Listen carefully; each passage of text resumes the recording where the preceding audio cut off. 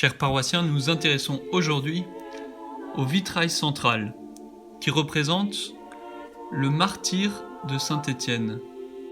Il aurait eu lieu autour de l'année 33, soit quelques années après la mort du Christ.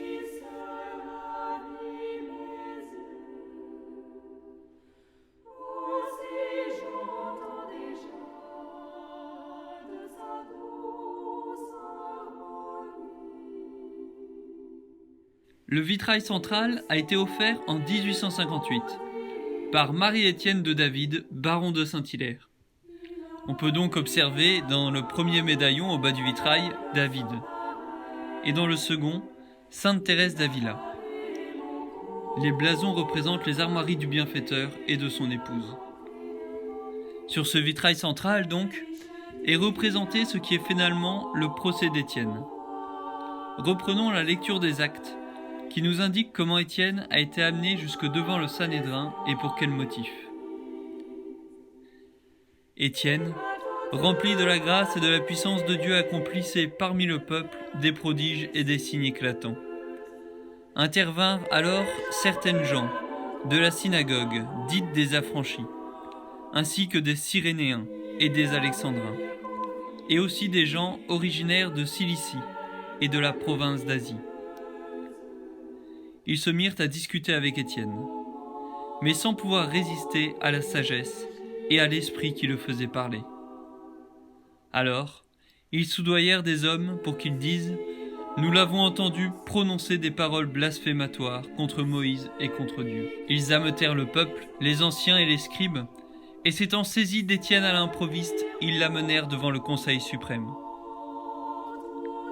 Cet épisode nous rappelle celui du Christ, conduit en pleine nuit, devant le Sanhédrin, réuni à la hâte, et devant qui on va faire comparaître de faux témoins.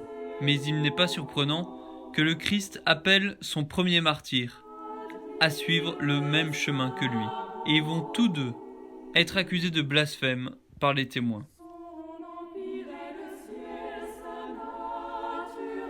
En revanche, si le Christ reste silencieux face aux accusations, Étienne, interrogé sur l'exactitude des accusations, va prendre la parole et, reprenant l'histoire sainte, devant le grand prêtre, que l'on peut reconnaître à sa coiffure, une sorte de tiare, il va montrer que le peuple mené par ses chefs a rejeté les envoyés de Dieu depuis les premiers prophètes jusqu'au Christ, et aujourd'hui jusqu'à lui, Étienne, et ce malgré la fidélité de Dieu à l'égard du peuple juif, qui est le porteur des promesses que Dieu avait fait à Abraham pour sa descendance. Mais pour autant, Étienne ne cherche pas à les condamner. Il veut les éclairer et les aider à voir dans le Christ le salut promis par le Dieu de leur père, le Dieu d'Abraham, d'Isaac et de Jacob, qui a délivré le peuple hébreu de l'esclavage en Égypte. Cela n'empêche pas Étienne de rappeler à cette foule la vérité, c'est-à-dire que leurs pères ont reçu de Dieu par Moïse la loi. Nous voyons d'ailleurs les membres du Sanhédrin penchés sur cette loi qui devait les préparer à accueillir le Messie, mais qu'ils ont détourné, les rendant sourds et aveugles à la venue du Christ. Face à Étienne, la foule frémit au fur et à mesure de son discours. Les actes nous disent qu'ils avaient le cœur exaspéré et grinçaient des dents contre Étienne. C'est à ce moment-là qu'Étienne, je cite, « rempli de l'Esprit Saint, fixait le ciel du regard. Il vit la gloire de Dieu et Jésus debout à la droite de Dieu. Alors ils poussèrent de grands cris et se bouchèrent les oreilles. Tous ensemble, ils se précipitèrent sur lui, l'entraînèrent hors de la ville et se mirent à le lapider. » Effectivement, nous sentons ce mouvement qui se dégage de la foule. Mouvement de fureur, de meurtre. Nous voyons même des poings levés et une pierre brandie qui annonce le martyre par lapidation d'Étienne. Et les derniers mots d'Étienne, suivant l'exemple du Christ pour lequel il donne sa vie, seront « Seigneur Jésus, reçois mon esprit » et « Seigneur, ne leur compte pas ce péché. Ce qu'Étienne n'a pas réussi à convaincre, c'est pour cela même qu'il prie de toute sa charité chrétienne pour qu'ils parviennent jusqu'au Christ. La paix que l'on peut lire sur les traits d'Étienne contraste avec l'exaspération ou la violence de la foule. Il est déjà entièrement tourné vers la rencontre avec Dieu. Les Actes ont d'ailleurs précisé que tous ceux qui siégeaient au Conseil suprême avaient les yeux fixés sur Étienne, et ils virent que son visage était comme celui d'un ange. Cela est notamment illustré par son auréole.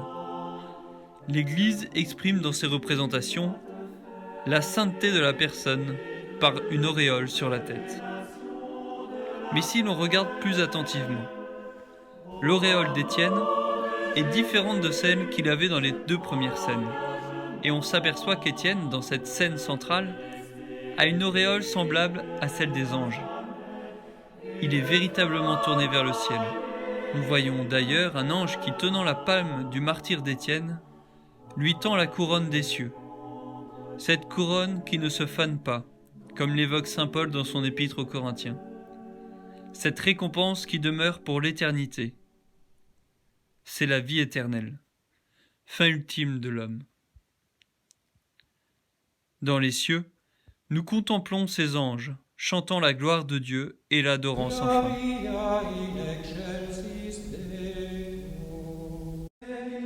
La Trinité est ici représentée. Le Père trône tenant dans ses mains le globe surmonté d'une croix, signifiant sa toute-puissance sur la création.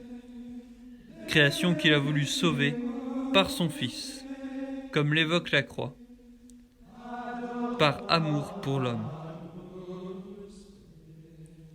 Ce globe surmonté d'une croix est d'ailleurs devenu l'emblème des Chartreux, ces hommes qui renoncent à tout pour s'enfermer dans le silence, dans un dialogue permanent avec Dieu. Leur devise est la suivante: Stat crux, dum volvitur orbis.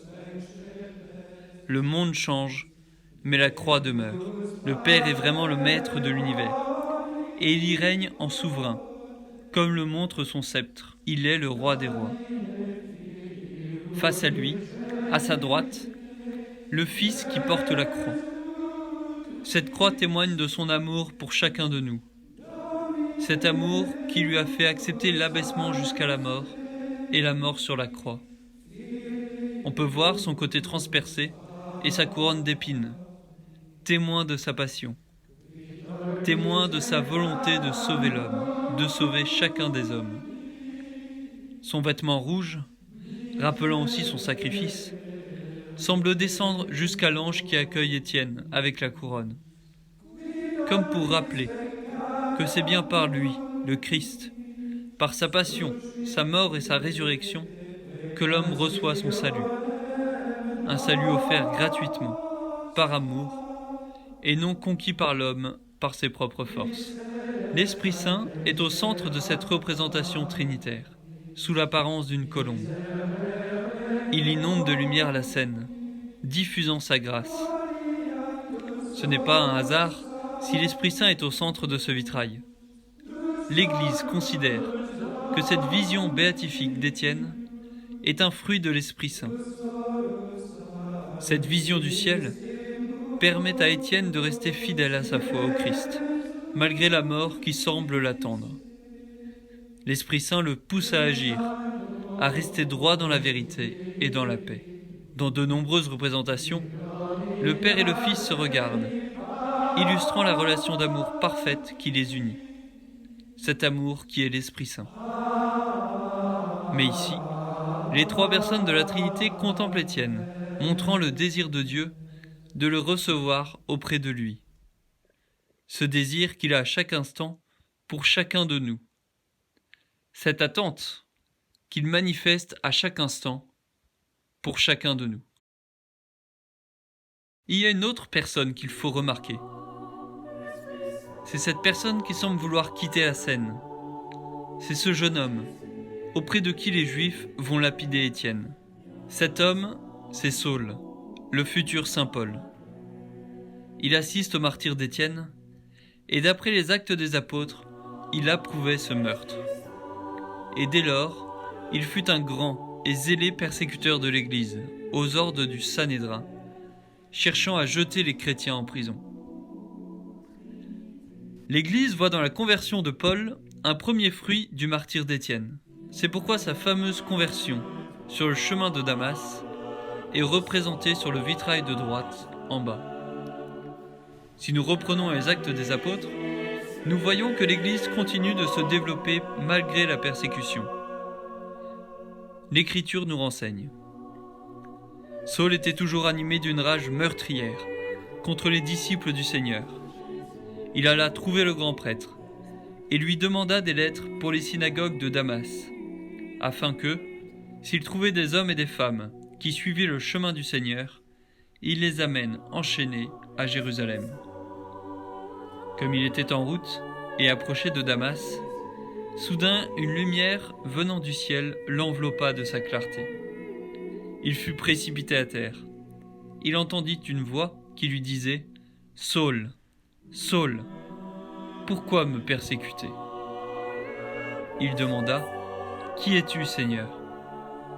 La voix répondit « Je suis Jésus, celui que tu persécutes. » En regardant cette scène, nous appréhendons le désarroi et la frayeur qui frappent l'escorte. Personne n'est en mesure de venir en aide à Saul, projeté à terre et rendu aveugle. L'un tente de maîtriser le cheval, un autre semble figé, tourné vers Saul, et le troisième est à terre, effrayé par la manifestation divine. Dans la lumière qui sort de la nuée, nous pouvons lire l'appel de Dieu. « Saul, Saul ».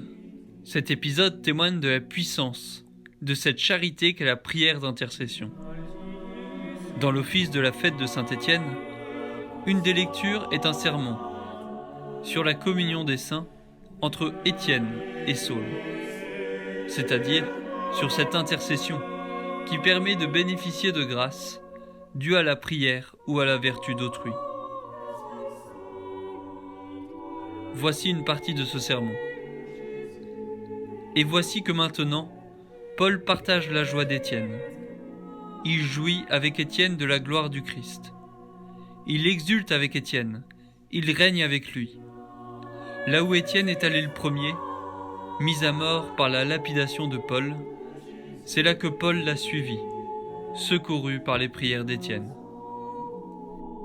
C'est ici la vraie vie, mes frères, celle où Paul n'est pas accablé pour le meurtre d'Étienne, mais où Étienne se réjouit de la compagnie de Paul, parce que la charité apporte sa joie à l'un comme à l'autre.